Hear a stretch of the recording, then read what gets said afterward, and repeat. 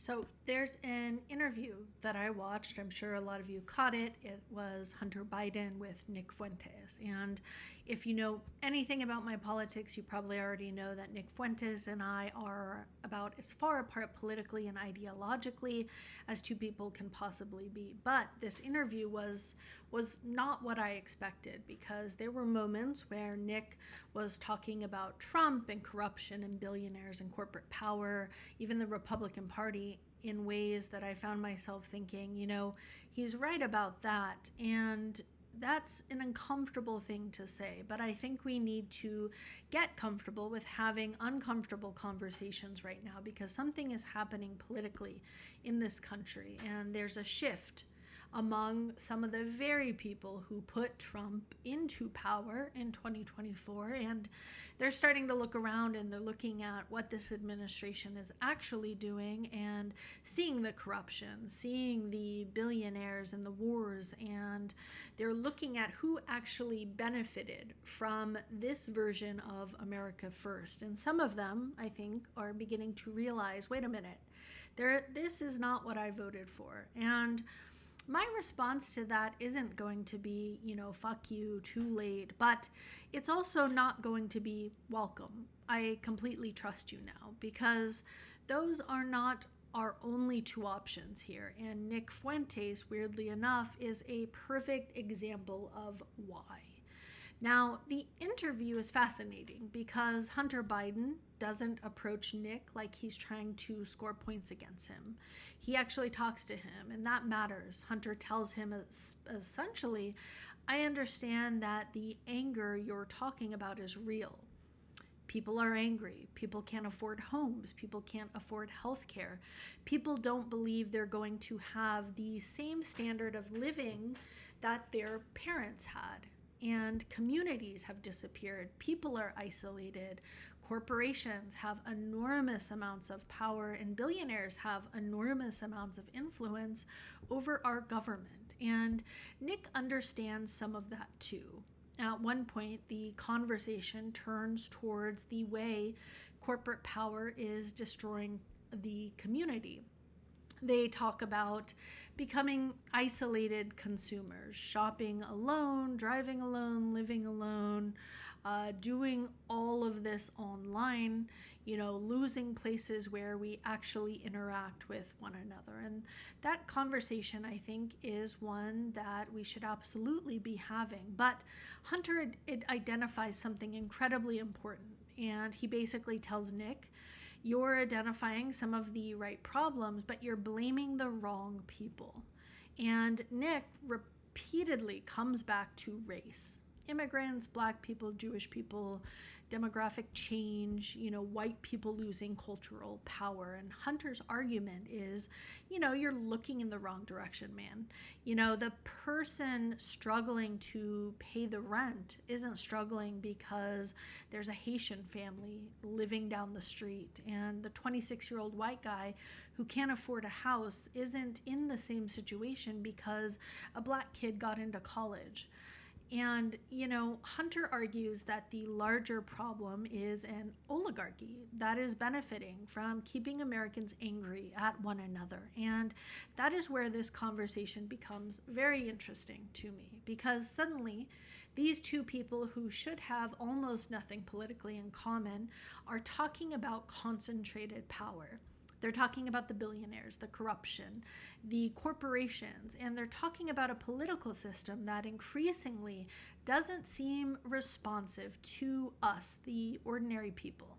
And they're arriving there from radically different places. And then there's Trump. This is probably the most remarkable part. Nick Fuentes has turned hard against Trump.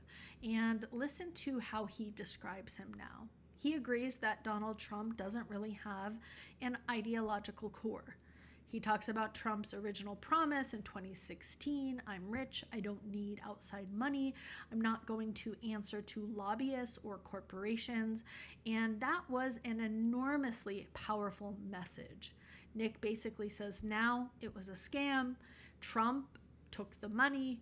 He's become beholden to the same interests he claimed he was going to fight. And, Nick's explanation for Trump now is basically that Trump is transactional.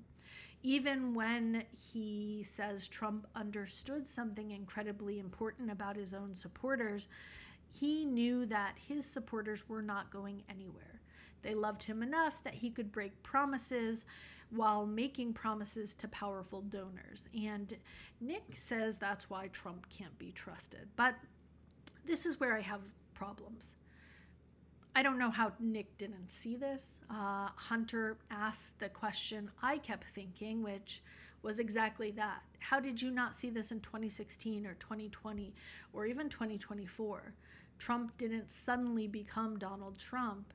So when somebody who helped build this movement suddenly tells me, guys, I've figured it out, Trump can't be trusted, my reaction is, okay, I'm listening, I'm glad you're here, but I'm not handing you any sort of trust or, anything. I want to be really clear about what I mean by this, because I believe that Nick is genuinely angry with Trump. I think he genuinely believes that Trump betrayed the movement, and he recognizes the corruption in the administration. But what I don't believe, at least not yet, is that Nick has fundamentally reconsidered the worldview that brought him there, because there is an enormous difference between Trump betrayed me and maybe some of the things I believed were wrong. Those are two completely different revelations. And throughout the interview, I kept waiting for that second one. There are moments, Hunter brings up Nick's Holocaust denial.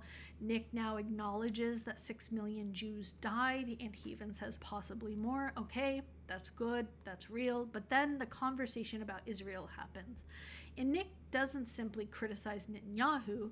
He doesn't simply criticize just that's going on. He goes deeper. The political arguments that he brings up is around Jewish people themselves, which I do not support. At one point, the conversation explicitly turns towards the Jews that are causing the problems in America right now. And that's where I go, there it is. That's where I'm not with you, Nick. This is why I do not have trust in you. That's why I'm not there yet, because changing the packaging of an idea isn't necessarily changing the idea. But Hunter does something here that I think matters. He doesn't walk away. He doesn't say, you're a racist, conversation over. He keeps talking. At one point, Hunter basically tells him that when he says these horrible things about Jewish people, people stop hearing everything else he's saying. And Hunter tells him people can grow, people can change, people can mature, and I believe that too. I actually think that's incredibly important. But if we say that nobody can ever change, then what exactly are we trying to accomplish politically? If somebody voted for Trump 3 times and wakes up tomorrow and says I was wrong, what do we want them to do? If somebody spent 10 years watching Fox and then suddenly realizes they've been lied to, what do we say? If we actually believe democracy is in danger, then we should want the coalition defending democracy to become larger, not smaller. And this goes way beyond Nick Fuentes, because Nick is an extreme example. I'm much more interested in the ordinary person who voted for Trump in 2024. Many people believed groceries would become cheaper. Maybe they thought he'd stop wars. I don't know how. He's essentially delivered on everything we knew he would deliver on, and that is not things cheaper. That is not going to war. That is not him fighting corruption. That's him being corrupt. Maybe people believed America First actually meant ordinary Americans would come first. Maybe they believed he was going after the elites. I'm not sure. But we need those people. We need them a part of this democracy, especially if that's what they're seeing as well. And whether that's independents or libertarians or Republicans, we need democracy to stand. And there's another danger here, political opportunism. So, because once the political winds change, suddenly everybody remembers that they were secretly against the thing that we were against the entire time. Actually, I was one of the people warning everybody. You know, Nick himself says something revealing about this in the interview when he's asked about the moderating.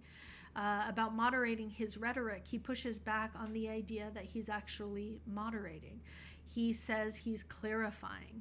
That matters because I'm not particularly interested in whether somebody learned to express the same beliefs more politely. I'm interested in whether the beliefs actually changed. And maybe they will. Nick's young, he's 27. People change enormously between 20 and 30. I know I did. You know, we change at every stage of our life. I don't want to believe human beings should receive permanent political identities based on, you know, the worst thing they've ever believed. But redemption requires something. It requires reflection. It requires accountability.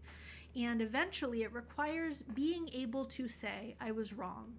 Not everyone misunderstood me, not the media took me out of context, not I was joking, not actually what I meant was, sometimes you have to say, I believed something that hurt people, I was wrong about it. And then your behavior has to demonstrate that you've changed. That's how trust gets rebuilt. And this is where I think Democrats need to be very careful because there is going to be an enormous amount of temptation to punish people for arriving late. And I understand that. Imagine screaming for years that the building is on fire and people laugh at you, they call you hysterical, they vote for the guy pouring gasoline around the building, and then suddenly they smell the smoke and run over and yell, you know, guys, the building's on fire. Part of that makes you want to scream. I get it.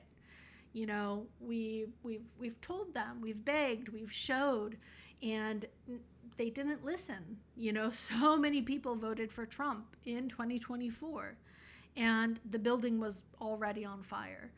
And that is where we have to sort of shift a bit. That's the balance I think we need to get. I can be skeptical of Nick. I can think some of the things he has said are reprehensible. I can listen to this interview and conclude that I have not seen enough evidence that his underlying worldview has fundamentally changed. And I can still say I'm glad he's opposing Trump. Those things are not contradictory.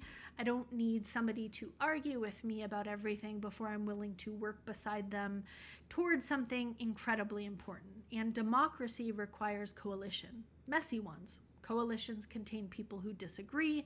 That is democracy. The alternative is purity politics, where everybody keeps getting thrown out until the coalition consists of 12 people who agree about absolutely everything. That isn't how you protect a country. And Hunter Biden understood something in this conversation. He kept trying to redirect Nick's anger, not to eliminate it, but redirect it. And you think young people are getting screwed. Sure, I agree with that. You think the political system is corrupt. Yes, it is. Let's talk about that. You know, billionaires have too much power. Corporations have destroyed communities. Yes, let's talk about this. Hunter even points towards policies like healthcare and rent stabilization. All of these things need to be discussed and put focus on. It was a great interview overall. Hunter is someone who is able to really articulate things in a way where, you know, does get the conversation going. Check it out if you haven't. Please like and subscribe, and I will continue breaking down stories that are happening in the US and around the globe, and I will see you next time.